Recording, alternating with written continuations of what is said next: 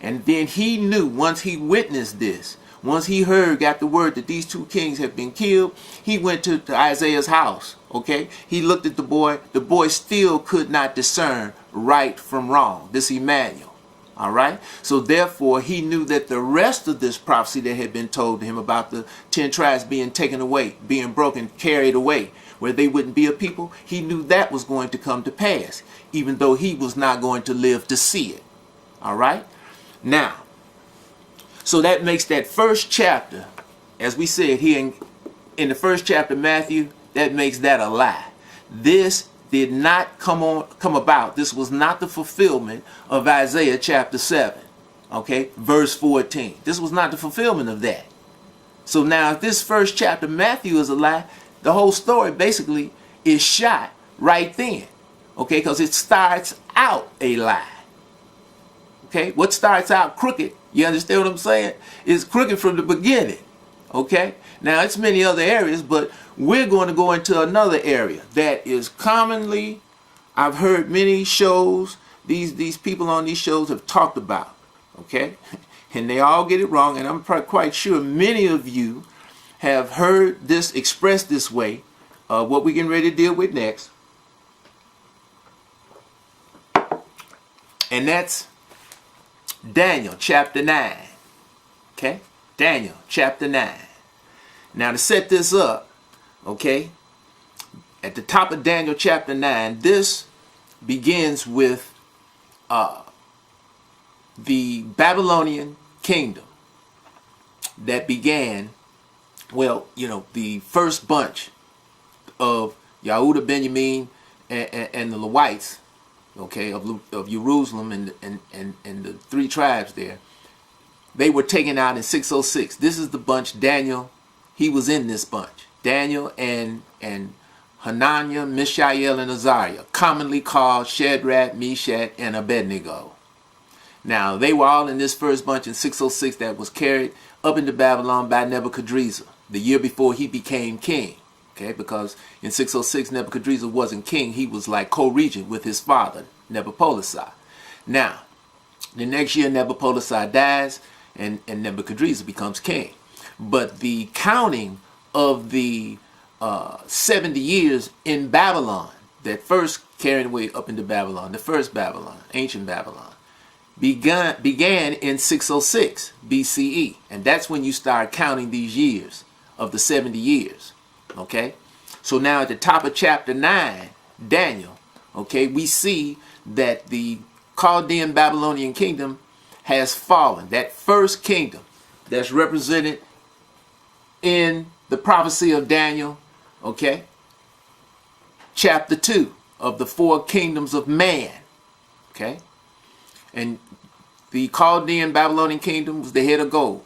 Now when it falls, it fell to the Medes and the Persians, which were led by Cyrus, okay, who became known as Cyrus the Great. All right. Now, Daniel understood by books. He was counting the years down. All right. And he understood that it was, you understand, when he saw the kingdom translate hands from the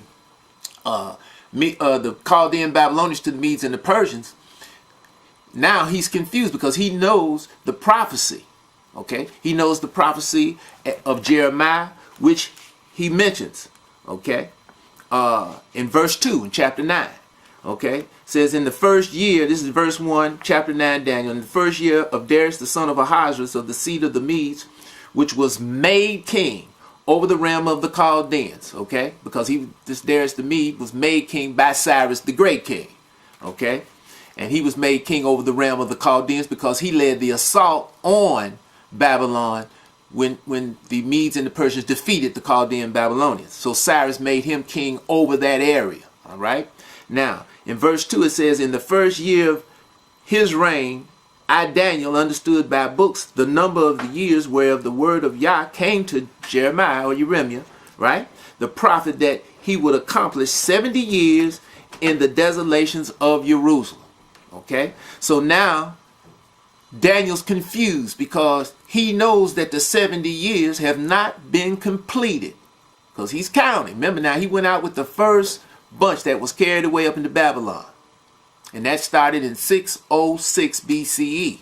Now, when he sees that the Medes and the Persians have defeated the Chaldeans, this is in 538 BCE. Now, some of these history books will say 539, but you'll see others that'll say 538 BC, and that's when it took place. Okay? 538 BCE. You got to remember that these descendants of Esau who transliterate this book have also gone into history. They fooled a little with history just like they fooled with this book. But again, if you're really seeking the truth, if you're really seeking Yah, you're going to come to understand what the truth is and what the lie is, okay? Because different historical books, you know, as well as with this book, is going to line up, okay? Because the descendants of Esau who translated this book, the illuminated ones, all right, they understand how important time, the being able to chronologically, okay, put time in its proper perspective. They understand how important that is, okay? That's why even to this day they still fool with time, just like it was prophesied of, you know, in Daniel chapter 7 that they would. And this started under Augustus Caesar. He's that little horn in 7. But let's continue on this track here. Now, it specifically says that Daniel started praying when he saw the kingdom of the Chaldeans fall to the Medes and the Persians, because he understood the prophecy of Jeremiah, and he knew that the time was not fulfilled. You know, the 70 years. He knew they still had some more time. Now he's wondering, are they going to be cut loose in the 70-year period that had been said earlier, that he knew of the prophecy of Jeremiah? And more likely than not, Daniel probably, without a doubt, also understood, and there's no doubt that he did, the prophecy in Isaiah of Cyrus. Okay? And you go to chapter 44, the last verse in chapter 44, Isaiah, and the first verse in the next chapter, chapter 45, Isaiah, is talking about Cyrus. And Yah is talking about how he was going to raise up Cyrus, okay? How he would surname him. That's why in history, he's known as what? Cyrus the Great, okay? And this prophecy, when you read it over in Isaiah, and this prophecy preceded the prophecy in Jeremiah.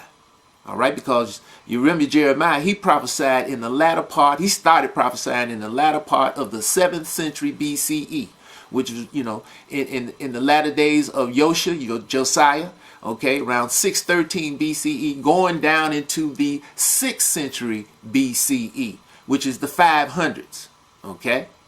Remember now, he prophesied in the latter part of the 7th century, which was the last of the 600s.